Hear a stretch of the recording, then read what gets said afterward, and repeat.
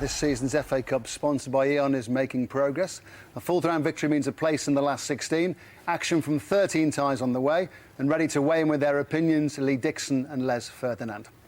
The comparisons between Liverpool and Havant and Waterloo were vast, but they perfectly illustrated what the FA Cup is famous for. There were 123 league places between the clubs, but as Roger Johnson will confirm, the Blue Square south side from Hampshire and 6,000 fans travelled north to share the same pitch as their Premier League opponents and give it their best shot. Tickets, please. It wasn't even first light in Hampshire, but a travelling army was preparing to move. Havant and Waterlooville normally have about 600 fans. 10 times that number were heading for Anfield, following their team's amazing FA Cup journey. The Blue Square part-timers have been making the headlines all week. They nervously ate their breakfast as the loyal legions advanced. Yeah, they're going to be very important. I think there's a lot of them travelling up, so yeah, we appreciate that. But no, I hope they enjoy the day, and I'm sure they will. It's been fantastic. The result doesn't matter. I don't really care what the score is. All we want is just to try and score one goal against Liverpool. I've just been Liverpool all my life, but I've followed the Hawks the past 5 years. So I've got to go with the Hawks. I'm standing with all the Hawks fans. And it wasn't just the visiting supporters who cheered the players into Anfield. Their collection of builders, teachers, plumbers and bin men savoured every second. Wide awake, yet still dreaming. Hey! We know what we're here for. Let's go to work. And they just couldn't wait to get out there. The publicity has astonished them. Many may never know attention like it again. So they answered every question, loved every moment, never forgetting they had a job to do. It promised to be a tussle of biblical proportions. The people flocked to the Colosseum. Could the part-timers bring the Giants down? Alistair Mann is the commentator.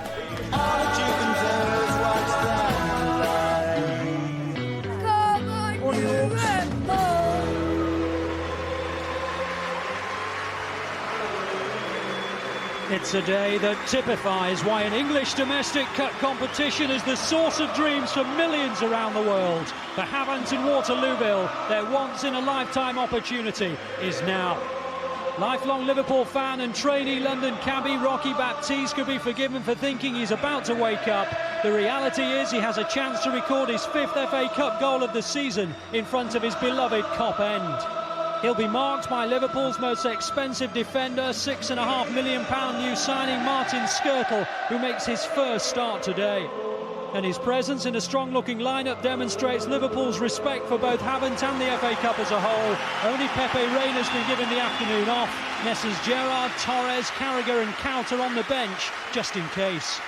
With 2 suspended and 4 cup-tied, this Havant side virtually picked itself. There's a builder, van driver and courier in the 11. Winger Alfie Potter's the only full-time pro. He's on loan from Peterborough. Striker Richard Paquette, a school caretaker, was once a teammate of Peter Crouch at Queen's Park Rangers.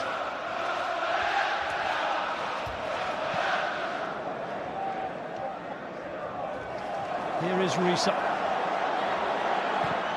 Lovely diagonal ball, picking out the run of Pennant. What's his delivery like? It's not bad, and it should have been the opening goal for Benayoun, who turns away with a look of anguish. And so far so good, I guess. Everyone was talking about the significance of an early Liverpool goal. Well, 3 minutes gone, and Benayoun should have got it. And here's Baptiste. Nice ball too to find Potter, and the flag stays down as Paquette tried to bring it under control. And here's Harkin, and there's still no offside, and Potter shot at goal, and the first corner of the game has gone the way of the visitors.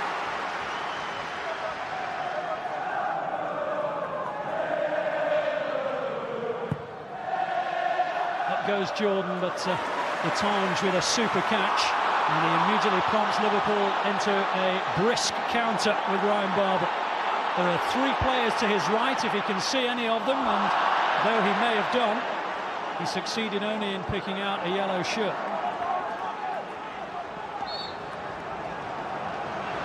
Alfie Potter, more like Harry Potter there, producing perhaps a moment of wizardry.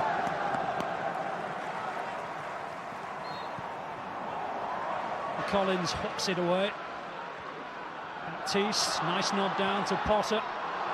Trying to give it back to Baptiste, and Skirtle has hit it out for the corner. And at the moment, the scoreline is in corners at least 2-0 to Haventon Waterlooville. Well, Liverpool have all 11 players inside their area.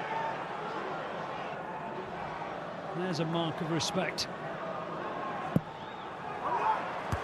And what a chance and what a goal! Richard Paquette, can you believe this? What a sensation here at Anfield! It's at the Kop end. It's Richard Paquette. It's 1-0 to Haventon Waterlooville. Well, this is unbelievable.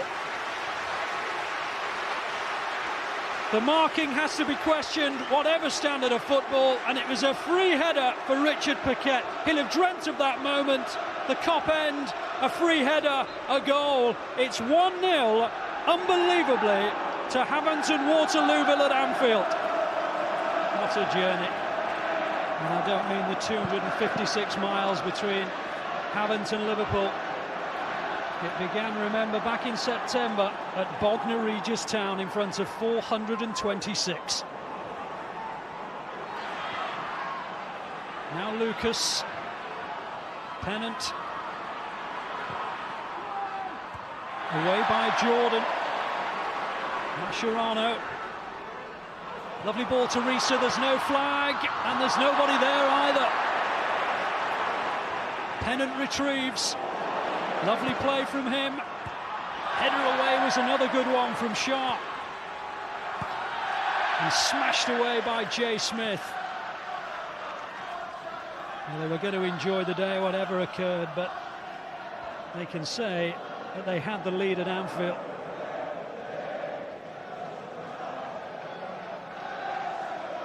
Well, you might just be able to pick out the chants of "We're going to Wembley" in the background. They're not coming from the Kop end, I'll tell you.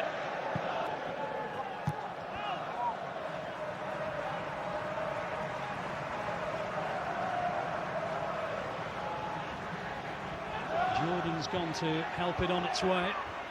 Risa is up there. Back in by Wilkinson. Here's Potter. Finnan for company. Now, was he fouled? He was. It's a free kick to the visitors. He's got his arms on the back of him, and you can understand why the whistle blew. Mascherano is up. Jordan's looking. Itonge has missed it. Paquette's battling away. Crouch tried to win it back. Itonge calls for it. He's not going to get there. He's not going to get there again. And it's over the top of the bar. And incredibly, Neil Sharp could and maybe should have put the part-timers 2 up. Look at the chaos in the Liverpool area. They just can't deal with the high ball, and Neil Sharp thumps it into the cup.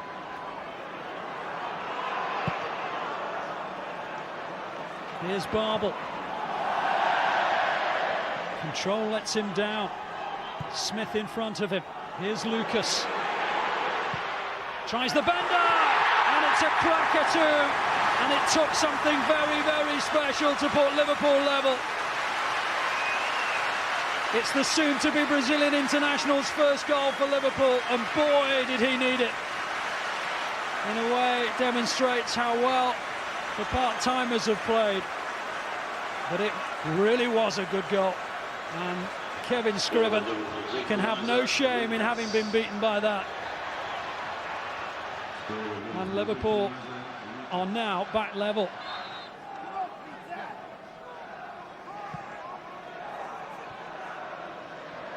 Here's Harkett. Nice footwork. Wilkinson spreading the play to Smith. He'll keep this in play. Decent delivery as well, away by Skirtle, only as far as Wilkinson. And chance now for Potter to put them back in front. And it's in! Sensational! Well, I never forget Alfie Potter. He really is Harry Potter. And he's conjured up something that seemed an impossibility. He has given Haventon Waterlooville the lead for the second time. And I cannot imagine what those who follow Liverpool on a regular basis are thinking of the defending they're watching this afternoon. But for those who are neutrals, this is absolutely sensational. Just over half an hour at Anfield, it is Liverpool 1. Sean Gale's Hampton Waterlooville 2. Mascherano has overdone that. And Warner gets there comfortably in front of Pennant. But the look of anguish on his face suggests that he's taken a painful blow. And he clears it. Well, it's a muscle pull, isn't it? The last thing he wants to do is leave the field of play on a day like this, but poor old Phil Warner will play no further part. Well, in his place, on comes Tony Taggart. Well, the van driver makes way, the bin man comes on.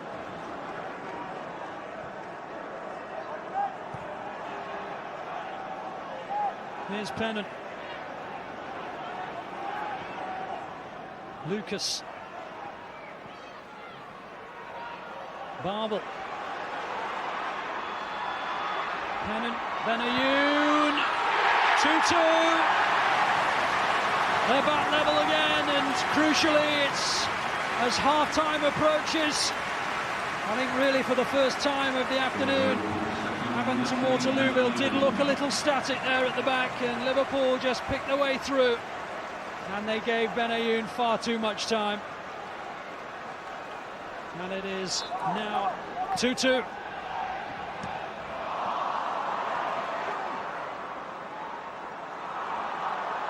And here comes Baptiste, and Potter's over to the left-hand side, and Skirtle's challenge was important, and maybe he has atoned for a couple of first-half errors now. Here's Taggart, though.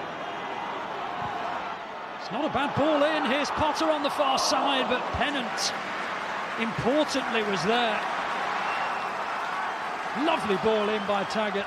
Look at it, he's ready to volley it, and that is really good midfield cover by Pennant. Benayoun. Pennant. Taggart's gone with him. Here is Benayoun. And for the first time, and perhaps decisively maybe, Liverpool are in front. And once again, it was a really good goal. They've not been tap-ins, the three Liverpool goals, because haven't been too disciplined for that. They have been three genuine, classy goals.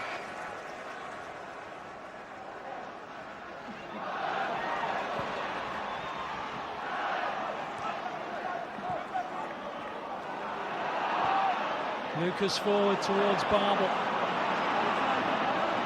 All of a sudden, it's all going towards the Kop end, and Scriven makes his first save, and Benayoun does have a hat-trick. It's his second one for Liverpool. The last time it was in an 8-0 demolition of Besiktas. Suddenly Liverpool are looking the class act. Suddenly they're finding space. Suddenly they're finding the back of the net. And from 1-0 down and 2-1 down, they are now 4-2 up.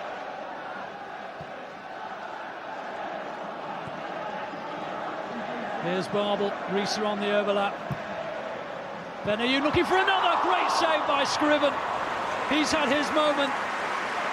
Wonderful save to deny Benayoun another goal.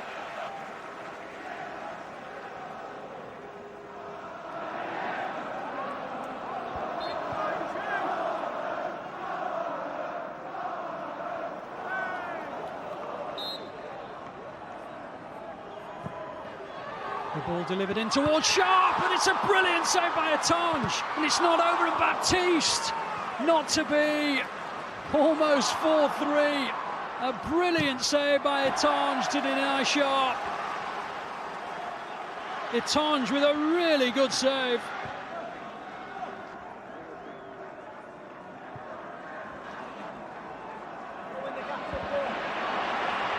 Chance now for Steven Gerrard. Crouch is onside, and it is 5-2. He has his 11th in 19 games now. And, well, no benefit of the doubt for the defender. Flag stays down. And it is Liverpool 5, Havant and Waterlooville 2.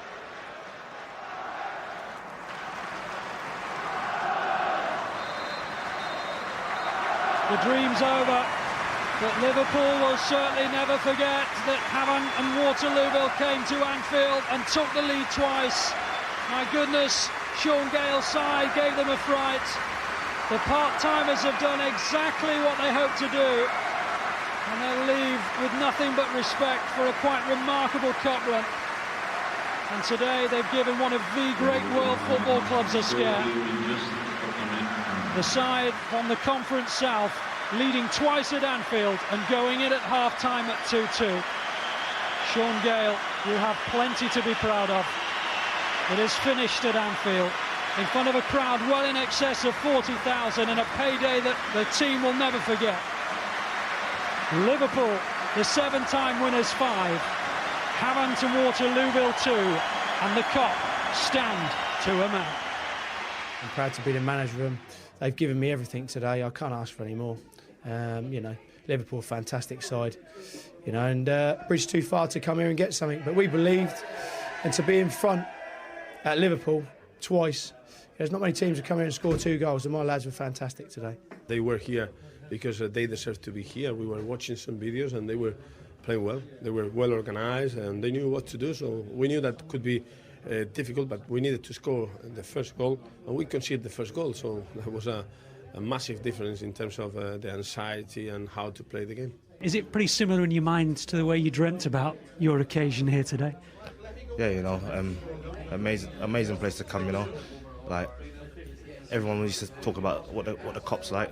To experience it for myself, it was amazing. And at the end, I bet there was a real scrum for those shirts off the Liverpool players' backs, weren't there? Yeah, as soon as Gerrard come on, Charlie Oakley was standing next to him. I said, Charlie, let's switch over. And Charlie just looked at me and started laughing. I went straight up to him and said, can I have your shirt? And he said, no, the little man's asked for it, meaning Alfie Potter. You got the one I guess they were all after, weren't they? How did you manage to do that? When he come on, they got a corner straight away. Just went up to him and said, anyone got your shirt? He went, no, I got that then. This is what dreams are made of. Like, in the last minute, when they had a corner, I was standing next to Steven Gerrard and I was singing You Never Walk Alone to him. And he was just looking at me like I was an alien. But that's just the way the lads were enjoying it, I think. In many ways, people have been talking about this tie all week. They're going to be talking about it afterwards. That proves what you've done today. Yeah, definitely. You know, go down in history.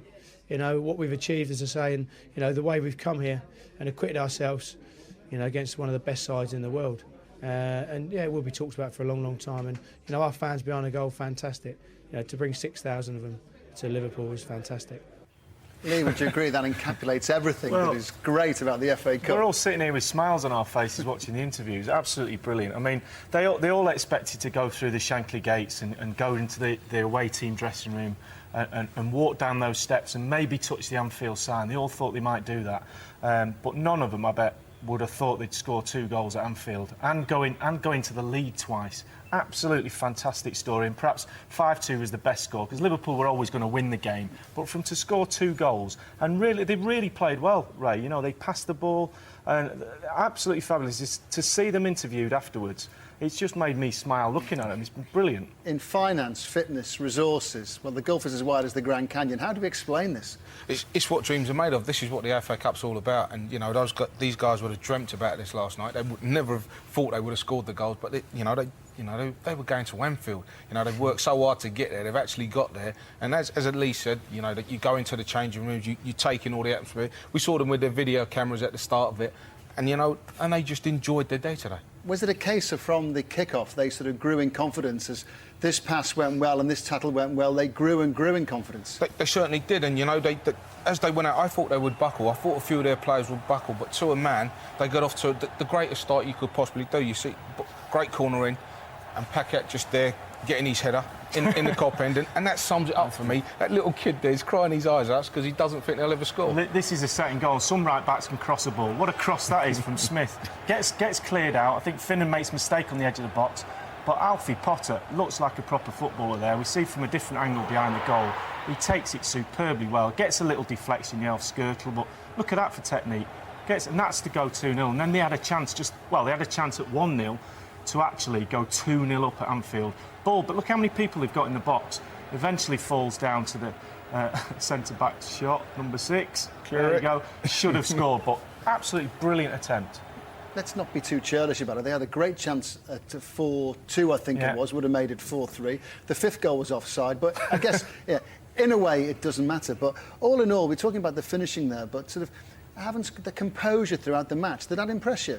That was the most impressive things. I've seen league sides go here and just clear their lines. But we see here Jordan picks the ball up, doesn't lash it forward. He finds Potter with a great ball. He's running at the defence, realises he's only got one man up, comes out a little bit, gets a little bit of a luck here. But, you know, they keep the ball. They're not in no rush, and they're playing Liverpool at their own game. Look how many players Liverpool have got behind the ball here. You know, that's the respect that they're paying to them, and still they're not panicking. They're just keeping the ball. And it comes back to Wilkinson here. Plays a great ball into Paquet, and at the time he was thinking just a bit early. Unfortunately, it skips away from him, but that just shows how great they were. Again, they play the ball out. Baptiste holding the ball up. Potter again, he was brilliant all day long. Finds his centre forward, Paquet. And they're just popping the ball off. Look at Liverpool working really hard. Great little ball inside. He just gets the shot blocked. And because they played like that, Ray, the Kop absolutely fell in love with him. The Kop stayed behind at the end. They got behind them. This is their own fans. And this is culmination of a brilliant cup run, and they deserve every minute of this. We wanted to stand up and applaud them as well because they've done so well, and that's just great testament to them that the Kop stayed behind and clapped them off the field. 123 places just on 5 divisions. It just shows what can be achieved. It can, and if you put your heart and soul into it. And we say when we go to Liverpool, and when we played at Liverpool, we enjoyed it because it's a special place. For them, you can't imagine how they're feeling at this moment in time. Well done, Havant and Waterlooville. And one of Liverpool's American owners, Tom Hicks, is a guest on Radio 5 Live Sports Week. On we go. Given their allegiances, Lee and Les were in opposing dugouts in regard to the Arsenal-Newcastle match. Against the odds, could Kevin Keegan spark a cup run to salvage Newcastle's season? Commentary by Guy Mowbray. The new beginning brings Kevin Keegan to new surroundings. When he was last in management, the Emirates Stadium was just a shell. When last in charge of Newcastle, it was barely a thought. Well, Arsenal were given plenty to think about in crushing defeat at Tottenham on Tuesday, and Arsene Wenger has responded by rotating to the tune of 7 changes, including the returns of Philippe Senderos and Gaël Clichy after minor injuries. Up front, Emmanuel Adebayor claims bickering rights over Nicolas Bentner, who is among the subs. Newcastle could barely field 10 outfield players last week against Bolton, but they do have Nicky Butt and Alan Smith back from bans today. And new captain Michael Owen starts a 5th successive Newcastle match. It's his longest injury-free run in the Magpies side yet.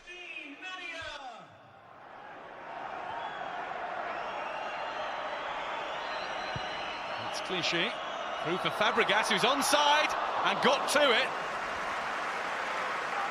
Shay Given didn't come storming out of his goal, and it was a tame effort and an easy one for him to save in the end. Great chance for Arsenal. Owen, caught by Senderos, challenge from behind. The advantage, though, is with Newcastle United. Milner, too far ahead of Smith. Damien Duff hasn't given up on that yet.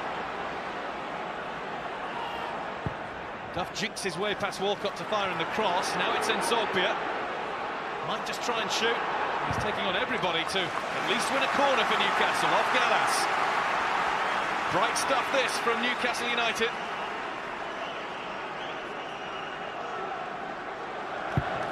Nsogpia's corner. Kasapa didn't get a touch. Alan Smith has a go, and it's cleared off the line by Gaël Clichy.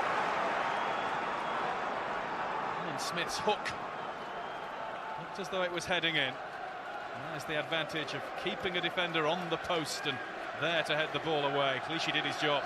Nicky Butt. And now James Milner, who stayed tight to that right-hand touchline throughout so far. Stephen Carr. Milner. Smith. Back for Carr. It's flowing football, but Owen can't find the finish. And this is good. Milner, Smith and Carr all involved. I think Gallas just did enough to put Owen off. Clichy. Diaby. Strong for Milner. the second time. Footwork from Diaby too. Clichy, Adebayor tried to get the touch and Given paws the ball away. Newcastle now can scramble it to safety proper. Great ball in from Clichy. Adebayor only needed the faintest contact. Any seats free on that Newcastle bench? Well, no space for an assistant, it would seem. Alan Shearer and Kevin Keegan will resume their talks next week. This is Walcott. As Enrique is following him right out of his left-back zone. Now he has to get back, but the Arsenal attack is on the other side at least. It's Diaby. Super tackle from Butt. And the bounce defeats Stephen Taylor. Chance here for Eduardo. It's straight at Shea Given. Stephen Taylor smiles. It's a smile born out of relief. He made a real mess of it. Eduardo instinctively lashed in the volley. Up goes Adebayor. Here's the Keegan tactic, go the other way.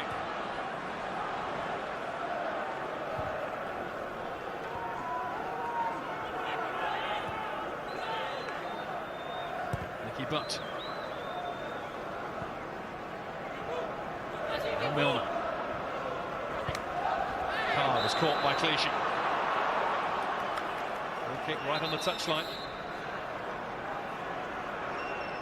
Taylor is up into the penalty area. He'll be joined by Kasapa in a moment.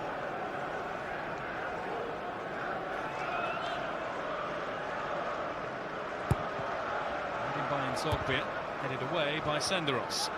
Strange header that from Eduardo. Might give a chance to Duff, and now Taylor. Chance to loop it over Lehmann. But it's over the top as well. Onto the roof of the net, rather than in it. Taylor all alone. Realised Lehmann was off his line and did a little too much with it. Perhaps needed to direct it towards that other corner. Lehmann was struggling. Wenger insisted after Tuesday's defeat and the bickering, if you can call it that, between Adebayor and Bentner, that it was something that could improve the togetherness of his playing squad. Diaby has Clichy running past on the outside. 4 in the centre. Up goes Adebayor. Just glanced off his forehead. Would have been just his sort of goal. But above Kasapa. Not a bad bit of defending, actually. Flamini. Diaby holds off Taylor. Shooting chance now. And Given tips it over the bar. Splendid save. Lovely bit of control, great shot too, and it's the best save we've seen of the afternoon.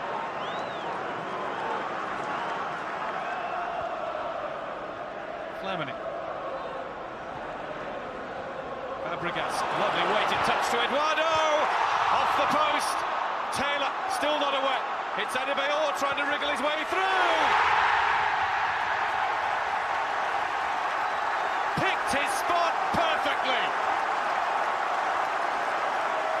First effort from Eduardo, came back off the woodwork, and Adebayor had to be patient, had to work his way through into a scoring position, and he did it brilliantly. That's a wonderful finish, as Adebayor nets Arsenal's 100th goal at the Emirates Stadium. Diaby, Eduardo, Walcott to the right, Walcott has the pace to get away from Jose Enrique. Taylor clears as Adebayor waited to pounce again. Walcott in again. And it's all a bit panic stations now from Newcastle at the back. This is Diaby. This is Adebayor again. Super tackle from Milner. I'm sure Nicholas Bentner has all but forgotten what happened in midweek. He'll have celebrated that goal as much as any Arsenal player. Honest. I can get my tongue from out of my cheek now. Carr in. Smith helps it further in. It's Michael Owen. Appeals for handball. Strong appeals too. Now, did Michael Owen have a case here? No, I think Senderos is trying to get his arm away. Duff. behind Nzogbia. Flamini put the brakes on to make sure the ball didn't pass behind him. Played out briskly by Fabregas to Gerd Clichy. 4 in the centre. Fabregas the first in the chain. Lovely dink into Eduardo. And a good block tackle. Prevents Arsenal getting clear daylight in this game. Great dummy from Clichy. Completely bemused Milner. Look at the way Cassapa flung himself in at the boot of Eduardo. Fabregas fires it in. Adebayor will challenge and climb above Taylor. Eduardo didn't get a clean contact. Senderos just gets enough on that.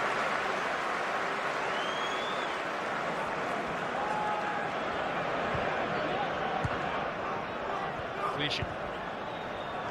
Fled. Adebayor. He's got the better of Taylor. And he's past Rosenal as well. And he's in on goal. And Adebayor has finished it.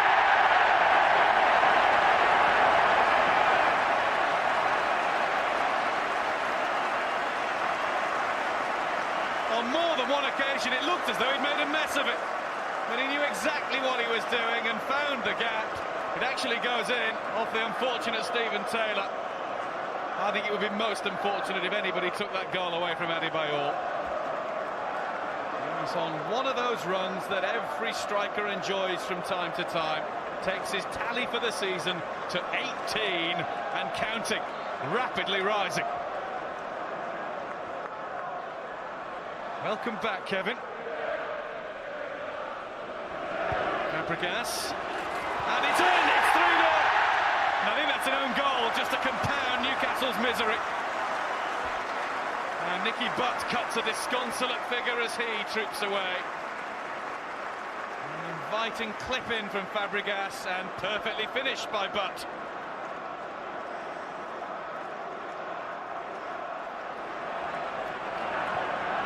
Clichy.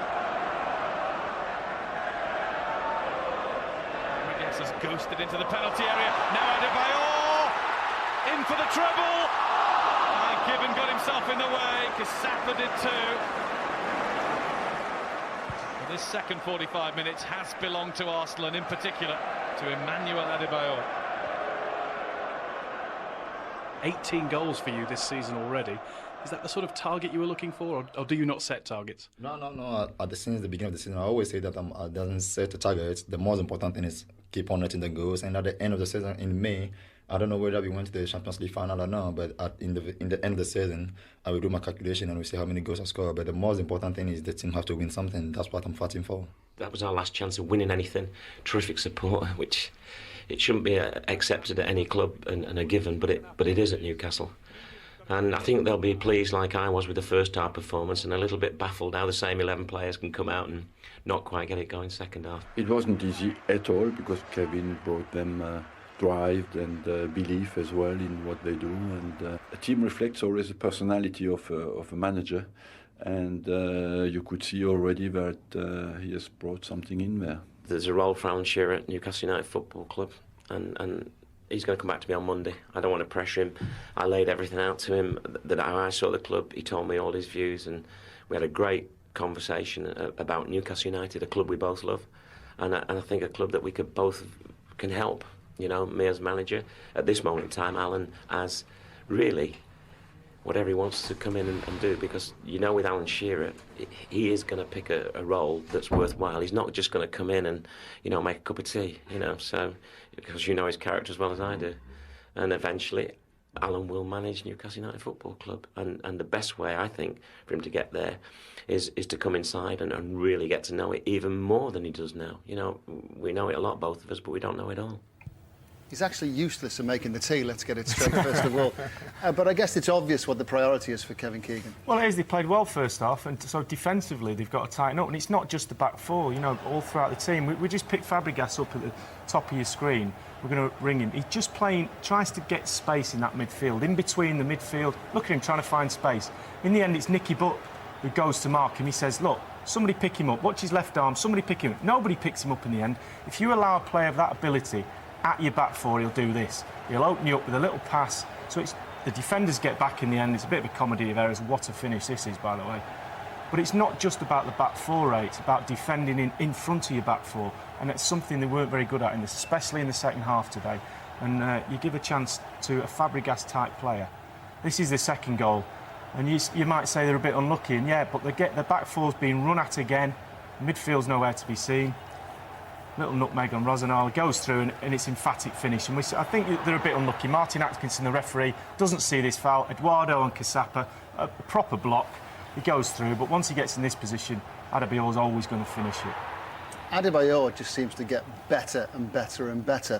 But let's talk about someone else. Theo Walcott, talk about him going on loan. Has he made progress for you, Les? Not as quickly as everyone was hoping. And, you know, after him coming back from the World Cup, he was hoping that he'd really push on.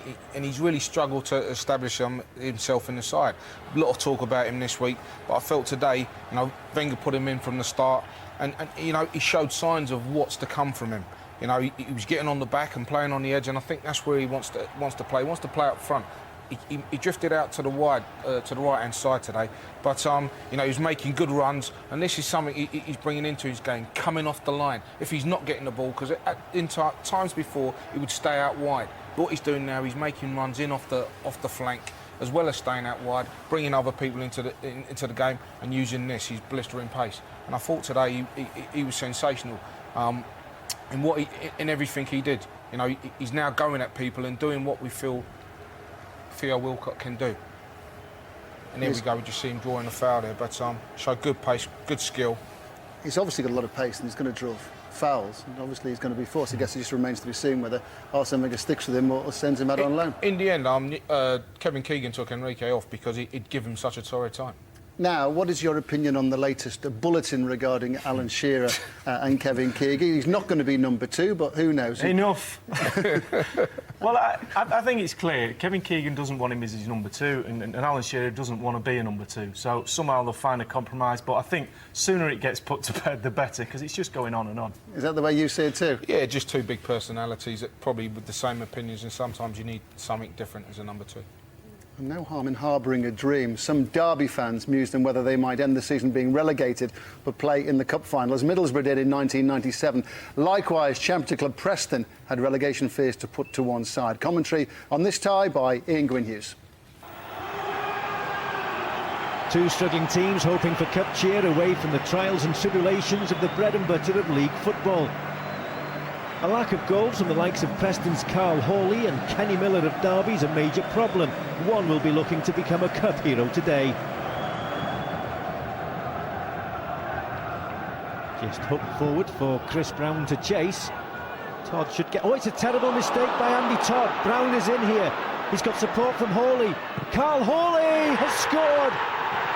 The Championship strugglers have taken the lead. Well, really, Andy Todd, under very little pressure, should have done better. Good anticipation from Brown. And Carl Hawley, it's a cool finish.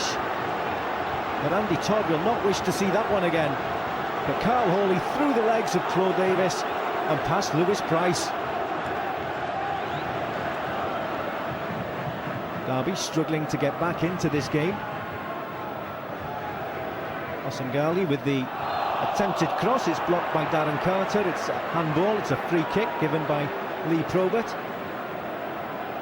Handball right in front of the referee. And this is a good distance for Robbie Savage. Savage with the free kick for Derby. Savage, it's not far away. Well, Andy Lonergan was beaten. And that's the closest Derby have come to scoring in this first half. Preston again battling for possession, and Hawley, he's not offside, the flag stayed down. He's got support from Carter. Whaley, Simon Whaley, still a lot to do. He's scored, it's 2-0. Simon Whaley, his 4th goal of the season. Derby County, and no wonder Lewis Price is frustrated and angry with his defenders. Carl Hawley, who scored the first, excellent vision from Carter. And Whaley curled the ball away from 3 Derby County defenders. Still had a lot to do. A despondent Paul Jewell. I'm sure the Derby players just cannot wait until the half-time whistle. so they can reorganise for the second 45 minutes. But Preston keeping the ball well and confidently. A mistake again by Todd. Hawley, it's 3! Incredible! Even now the game may be beyond Derby County. Chris Brown's ball, Todd misses it. It's been an awful first half for Andy Todd and Derby.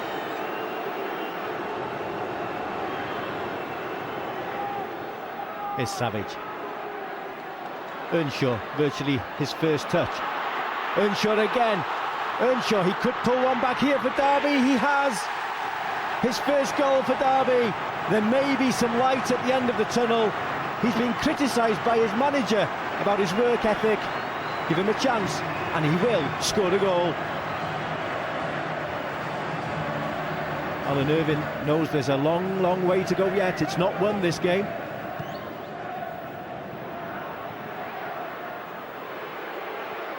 Savage, he could be in here, supported by Earnshaw. He's gone himself and saved by Lonergan. Earnshaw again, scrambled clear. McKenna's header. Anywhere will do for Preston. Good pressure from Derby. Problem for the Premiership side, while they commit players forward, they could be exposed at the back, and this could be the case now. Whaley, he's got Brown and Hawley in the middle. Hawley! Off the crossbar and away by Nyatanga for a corner. A look set there to score his hat-trick, but maybe the presence of Stephen Pearson just doing enough to deflect the ball away onto the bar.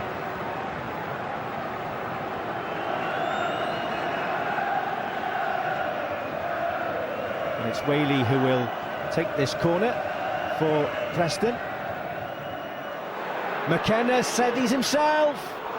Just flashes wide, wasn't far away from the Preston captain there.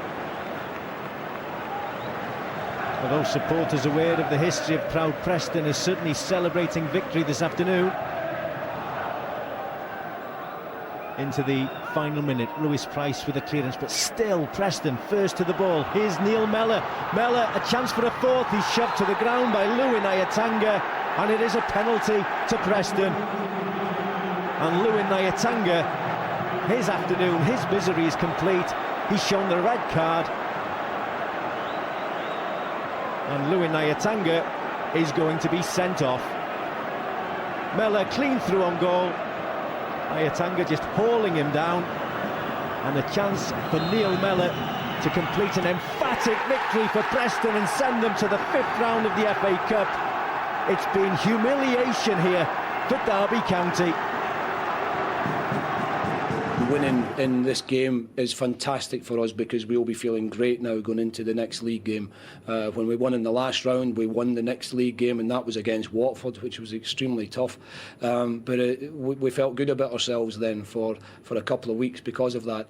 I knew it was going to be building towards next season, but I expected better off certain players than what I've seen, and it hasn't happened. So it's just that makes that job a little bit more harder. But you know, I'm on the floor at the moment. I'm gutted, but I'm a fighter, and what doesn't kill you makes you stronger. Well played, Preston. Alan Irvine is a manager starting to make a name for himself. Absolutely, I'm really pleased for Alan. You know, they're struggling in the Championship at this moment in time, but they went out today and performed really well. And hopefully, sometimes when you're in that sort of position, you need a result to try and kick-start a season and turn it around. And hopefully, that's the result today that will push them on in the Championship. And make no mistake, they really deserved it. But what you don't need is one of your most experienced players to have a nightmare of nightmares. You do, and Andy Todd, look away now, because you know you want your experienced players to hold the back four together, and he's just had one of those days. We've all had them. We've all done this. I've done it a few times. Just takes his eye off the ball, thinks it's going to go back to the goalkeeper. Brown gets in, pulls it back to Carl Hawley, and a great finish from him. But then again, another mistake in the first half. Andy Todd, he's got his man, no danger, and then he just steps over the ball. And what a finish that is. And you just feel for him because, you know, he is an experienced player and we all make mistakes. It's just coming at this time in the FA Cup it's not ideal, and his manager will obviously rely on his senior players, and not today. It wasn't his day. Well, he got the hook at half-time, but I Yeah. think when you look at Derby's season now, they've got a new American consortium taking over. It was a great opportunity today to sort of show, well, have a decent cup run. It's now just all gone away. It was, but you can't take anything away from Preston. I thought they were outstanding today. Two big naval towns are hoping they could navigate their way into the last 16. Premier League Portsmouth and Championship side Plymouth, who reached the quarter-finals last season. Tony Gubber was on the bridge at Fratton Park. With 4 players away at the African Cup of Nations, Portsmouth are looking to Benjani Mwarawara to continue the goal-scoring touch which brought him a hat-trick in 17 minutes in last Saturday's 3-1 defeat of Derby County. While Plymouth's Hungarian international Peter Halmosi will relish the opportunity to show why he's attracting interest from a host of Premier League sides in this FA Cup clash of the naval dockyards.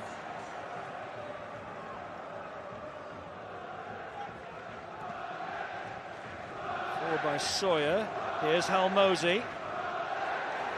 Norris, spread wide. Here's Clark. Oh, it's gone in, it's deflected. It's gone in off of Ryderson, and Plymouth have taken the lead. The initial shot by Norris was blocked, and then it fell very kindly for Chris Clark, the Scottish B international, coming off that right side. Maybe questions asked about why Chris Clark was allowed so much space. Threaded in by Sawyers, another chance here! Oh, and it's fingertips to deny Fallon. And Plymouth have got right into Portsmouth at the start of the match, and it's only the fingertips of David James which have prevented them here from being 2-0 down in the opening, 10 minutes. Harry Redknapp regaining his seat in the dugout there, having just come down to the touchline. Benjani backing into the defender, and Nugent gets the shot away, and it's taken a deflection. It's going to be a corner.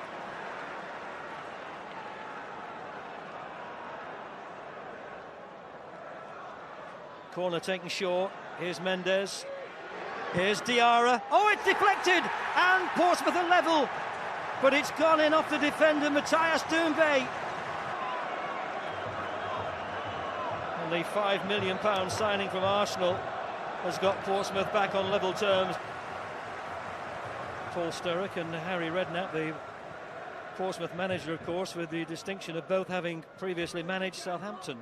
Oh, Glenn Johnson dithered there, and he waited. Oh, and it was nicked away from him by Easter. Glenn Johnson was dilatory here. He allowed Jermaine Easter to get across the front of him and steal that.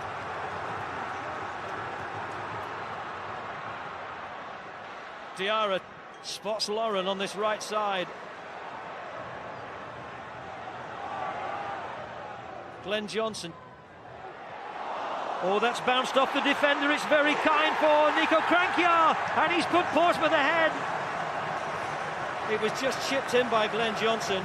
It looks as if the defender could clear it, but it took a rebound, and it fell to the feet of Nico Crankiar, and he's just side-footed that. Oh, Paul Sturrock, a nervous figure in the technical area. Timar puts it into the front of Doumbé, who gets Halmosi away, and here's Halmosi into the penalty area. Oh, and he got in a really good left foot shot, and on the touchline for the first time Paul Sturrock is showing his emotions. He threw up his hands there because it looked as if the Hungarian was in for the equaliser.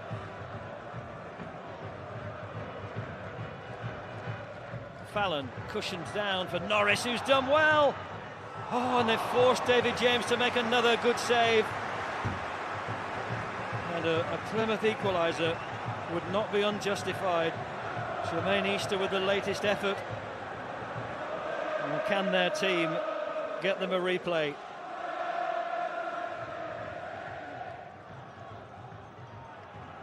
Nallis again. In comes the cross. Oh, the handball! Oh, that hit hands, definitely. That definitely bounced up, and it hit Distan on the hands. And to a man, the Plymouth supporters behind that goal have shouted penalty. Referee has shaken his head, it's going to be just a corner.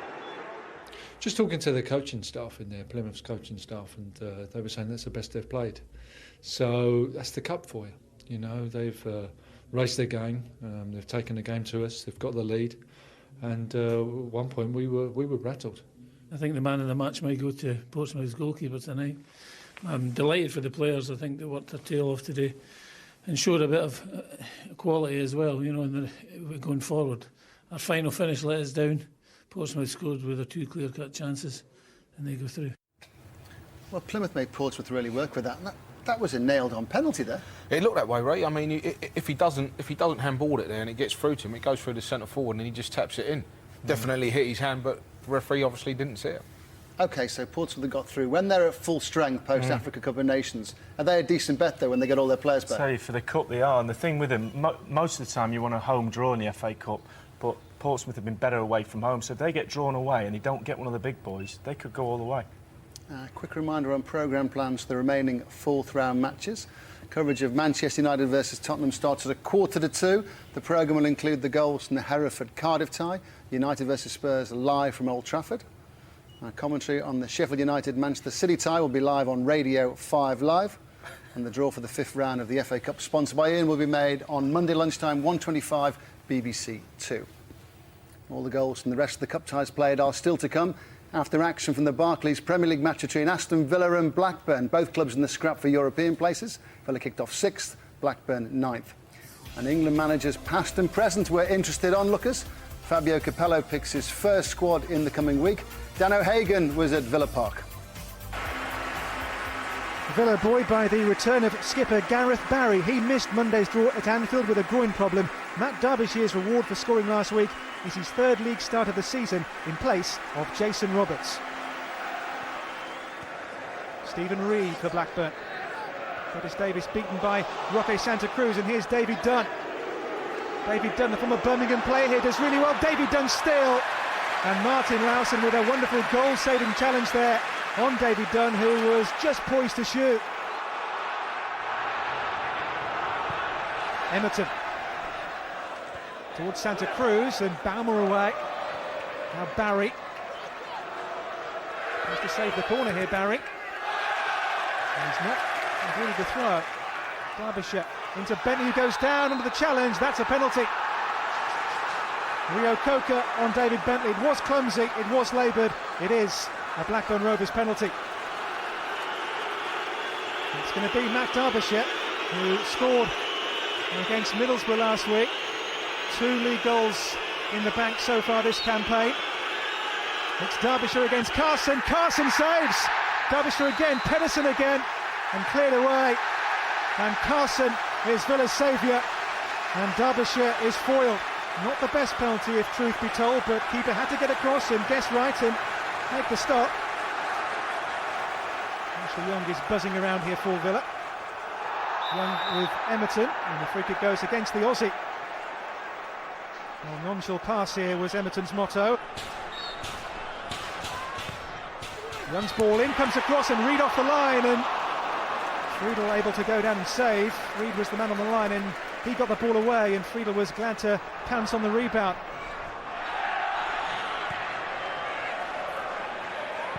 Young here with Pedersen.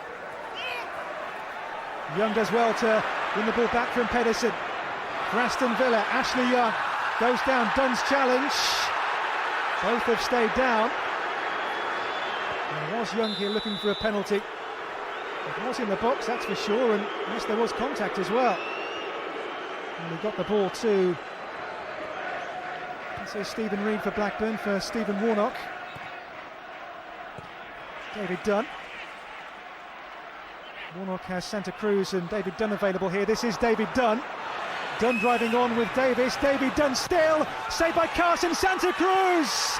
And Blackburn Rovers are the first to show and the first to score. It's Roque Santa Cruz.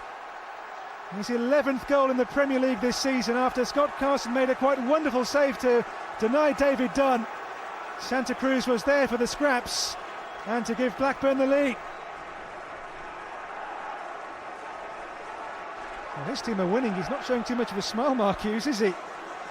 Cheer up, Sparky. This is Barry. Agbonlahor. Agbonlahor still. Was he caught by Reed? Yes, he was. Referee well placed, Howard Webb, to give the decision.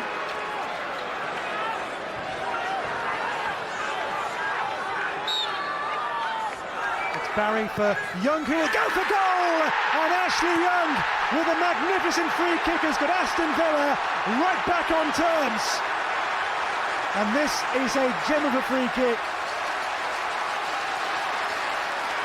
Barry left it, Young struck it and found the net in real style.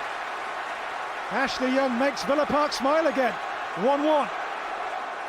Y-O-U-N-G, Fabio. Melbourne. Villa keep the pressure on with Gareth Barry.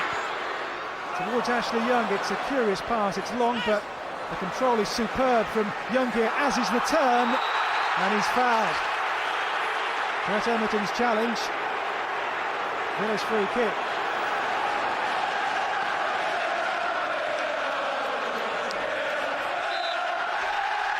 Ashley Young's ball in, and the header against the crossbar from Harewood.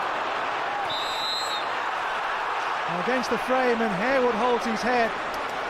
And Villa are the width of the crossbar from 2-1.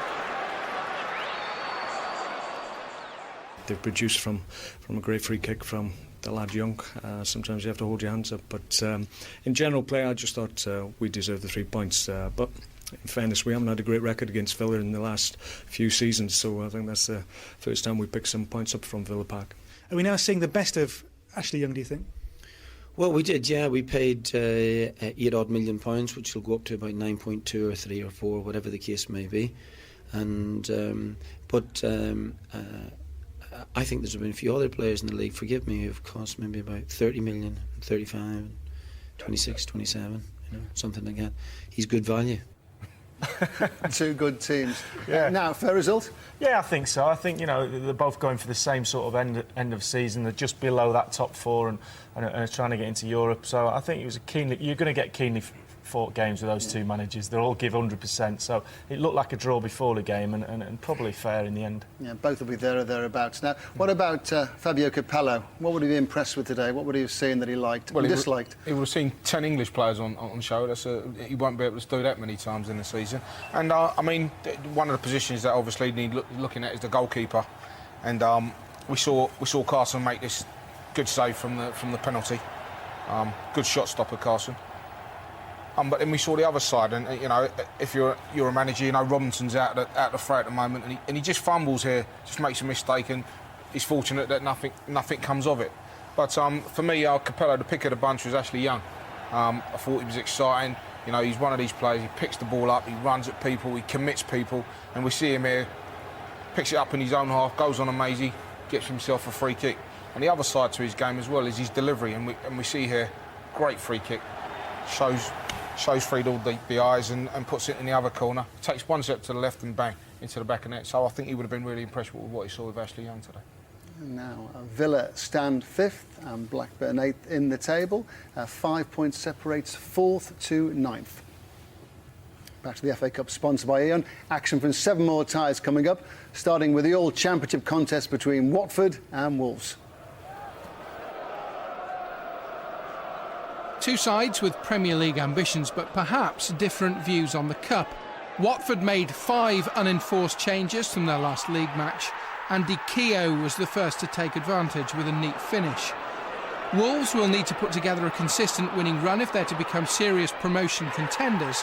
More of that in the Championship would fit the bill. Stephen Elliott scored their second. And it was game over soon afterwards.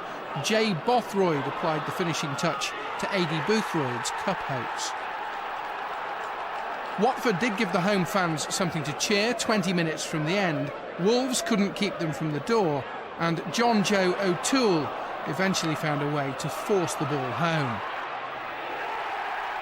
In spite of his eagerness to retrieve it, it proved little consolation, and another flowing move brought more success for the visitors in the final minutes of the match. Andy Keogh eventually capped a pleasing afternoon. 2 goals for him, 4 for the team, round 5 for Wolves. It was a good performance. I don't think that's Watford's strongest side that they've put out, and maybe they're thinking about Tuesday. But I want to be in the next round. I think the FA Cup's a fantastic competition. I was in the semi-final with Sunderland, and I'd like to progress as far as we can. It was relatively easy passage for West Brom at London Road. The Championship leaders were ahead after only 7 minutes when Roman Bednar pounced on a driven Craig Beattie cross. Darren Ferguson felt his side were taught a footballing lesson. Soon it was 2. A James Morrison rocket came back off the woodwork, and eventually Robert Corran helped it home. Peterborough did have their chances, but their fate was sealed when Jonathan Greening raced into the box and Craig Morgan extended a rather lazy leg. Perhaps harshly, Morgan was given a straight red card for his lunge. Greening received a 5.9. And Kevin Phillips wrapped things up with his 17th goal of the season. The plan was really put them on the back foot and play in their half of the pitch and make them defend. And early on we did that particularly well, resulting in a couple of goals and a few other chances. And you know, that dented their belief and confidence, I think. If proof were ever needed of the importance of defenders on the line at corners, here it is. Millwall denied as Coventry's rearguard excelled. On the quarter hour, the Sky Blues were ahead. Stephen Hughes' free kick evaded the wall and skimmed past Rhys Evans' dive. Millwall haven't been this far in the competition since reaching the final in 2004, and they drew level just before the break. Jay Simpson, on loan from Arsenal, showed a fleetness of foot which left the defenders standing. Coventry's winner came 7 minutes after the restart, and it wasn't the finest defending from the League One side. Dele Adebola couldn't capitalise on the confusion, but Michael Mifsud could. More generosity at the other end almost gifted Kenny Jackett's side a way back late on, but it's time for Millwall to collect their coats as Coventry go through. Huddersfield's winner at Boundary Park was perhaps the simplest of the day. Long throw, nice header. Luke Beckett continued his record of a goal in every round. The game also saw one of the day's worst challenges. Notice how Oldham's Chris Taylor doesn't claim he got anywhere near the ball. He certainly got Andy Holdsworth, and he stayed on the pitch, believe it or not. And minutes later, he was crossing in for Dean Smalley to force a wonderful save from Matt Glennon. Oldham went for the equaliser. Craig Davis tried to do it all on his own down the left. The run was tight enough, but then the radar went a little wonky. Beckett almost snatched another against his old club, but one was enough in the end to see Huddersfield into the last 16. Just happy. Like I say, a striker's dream is to score and win 1-0. You know, it's a great day for the club as well. Bristol Rovers got through to round 4 thanks to a penalty shootout, and they clearly fancy their chances against anyone from 12 yards. They handed one to Barnett after just 2 minutes at Underhill. But Steve Phillips picked up where he left off against Fulham to deny Jason Punchin.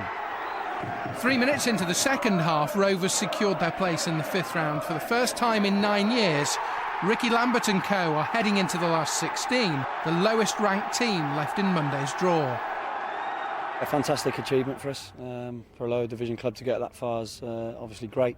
It's been we had a lot of games to get here with the replays and things, but it was a tough game today. Barnet made it very hard for us. They played very well, especially in the first half, passed the ball well, and in the end we upped the tempo a little bit in the second half and got a goal when we were on top.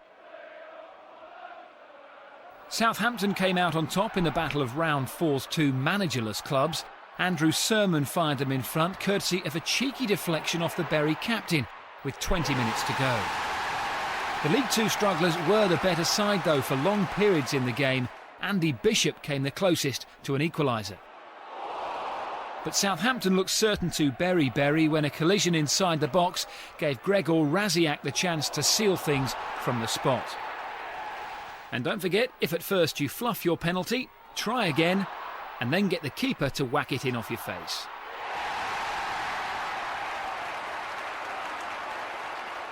Bury came, worked very hard, were very organised, and made it very difficult for us. As simple as that, we're in front of them. They knew we had to be on the front foot, and we found it very hard in the first half. And fair play to them, because they put a lot of effort in the first half. We knew that the last 15-20 minutes that we would get on top, and we did in the end. Southend knocked Barnsley out of last season's competition, so there was history to the opening match of fourth round weekend.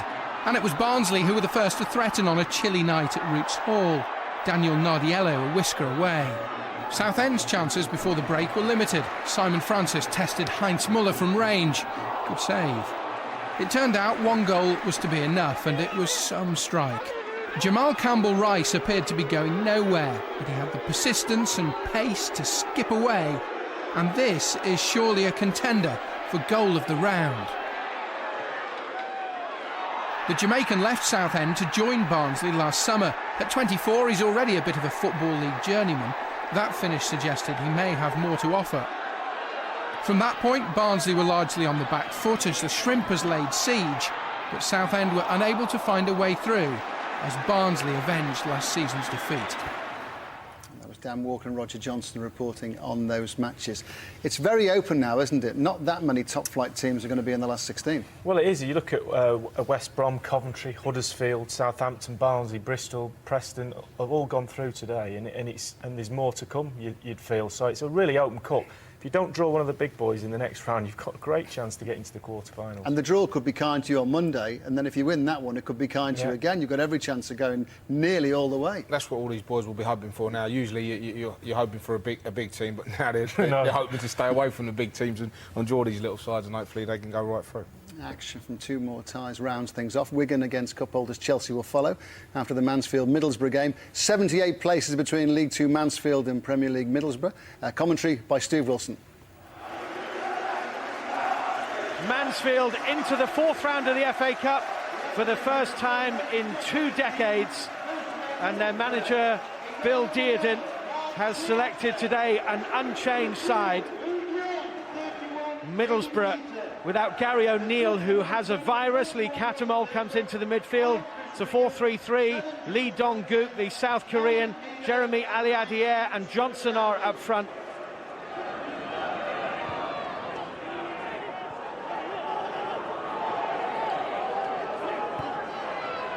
That's a lovely weighted pass from Luke Young. Catamol.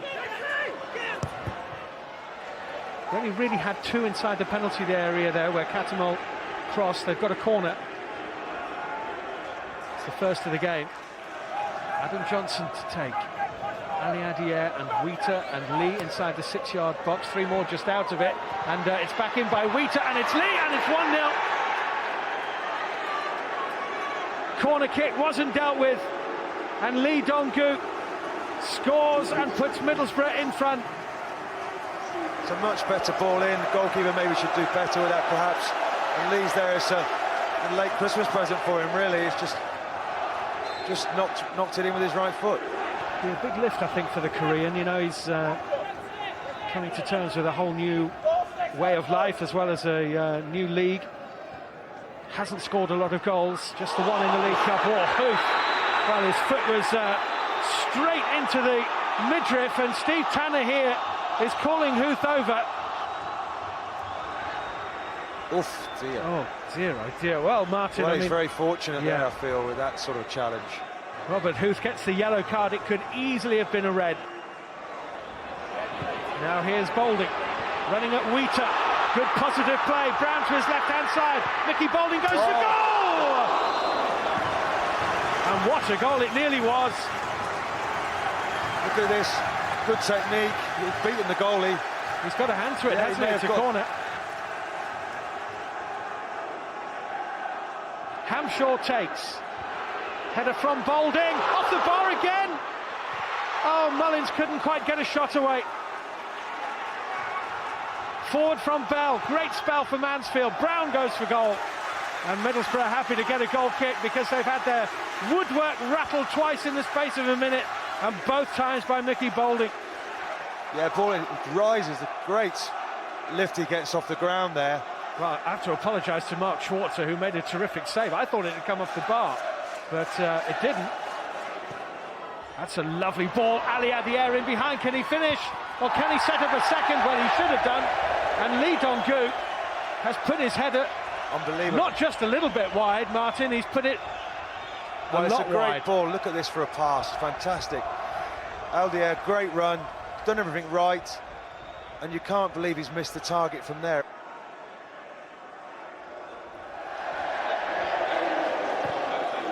And Hamshaw's got in behind Arca here. Boulding is square, Brown is square. That's Boulding, that's wide. He's done excellently again, hasn't he, Hamshaw? Down this right side, beats him for pace, puts an early ball in, and it's unlucky from there.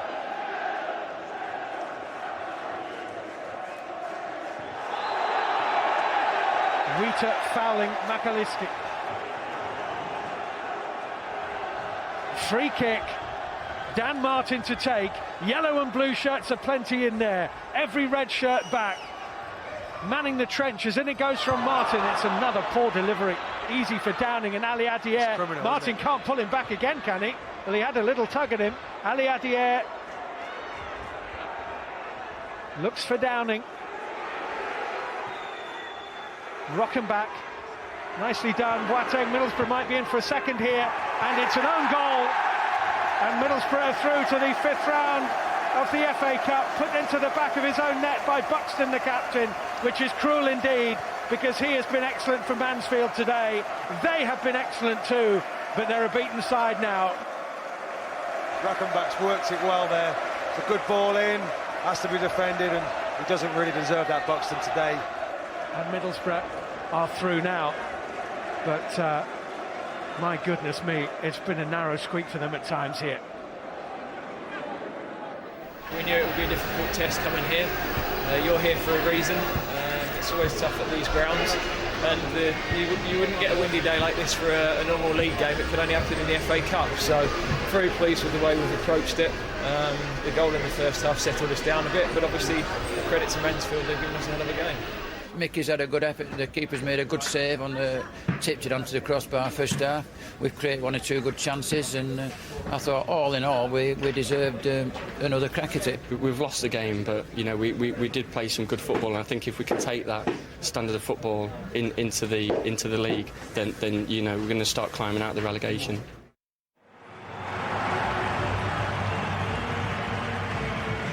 Wigan manager Steve Bruce plays his strongest side for this cup tie, despite the fact that they've got a 6-pointer at Middlesbrough on Tuesday. He refuses to rotate or rest players, so it's Heskey and Bent up front. And for Chelsea, exactly the same starting lineup as the team that did so well at Everton on Wednesday night and reached the Carling Cup final.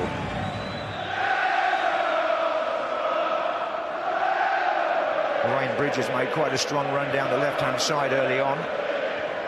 Oh, and that ball found a chance for Joe Cole here in the first minute. Set up by Sidwell, and nearly repeating what he did at Everton on Wednesday night. Steve Bruce's plan was to have a go at the cup holders, and at the moment Wigan have got Chelsea pinned back in their half. This is Heskey. Now he's facing the goal. And is this Bent's chance? Marcus Bent. Oh, Wayne Bridge came from nowhere. Yeah, the problem for Bent is he has to let it run across his body, and just gives a split second for Bridge to toe-end it away from him.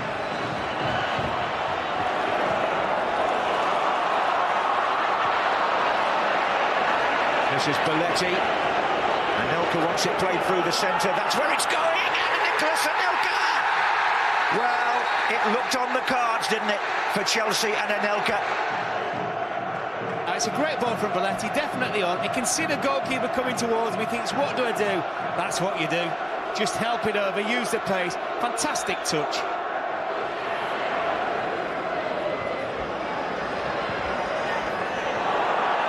Here's Anelka, who's shaken off Kilban. Oh, and Sean Wright-Phillips. And Chelsea are through to the 5th round of the FA Cup. Was it a push mark by Anelka? No, I don't think it was. I don't think Kilban's strong enough. Well, Wright-Phillips tucks in his 4th of the season for Chelsea. 82 minutes gone. Wigan Athletic 0, Chelsea 2. This is Valencia. Hasn't done the damage that Wigan were hoping for. In by Kuma. Sibierski on the turn. Good goal. Good goal. That gives Wigan something to bite on. Antoine Sibierski. I think it's a class goal, this. It's a nice ball played into it. I think Kumat's into his chest. One touch off the test. Great swivel as well. And excellent goal. Forward by Bramble. Now this is bent. Oh, goodness me, they nearly saved the game. They nearly saved the cup tie, Wigan.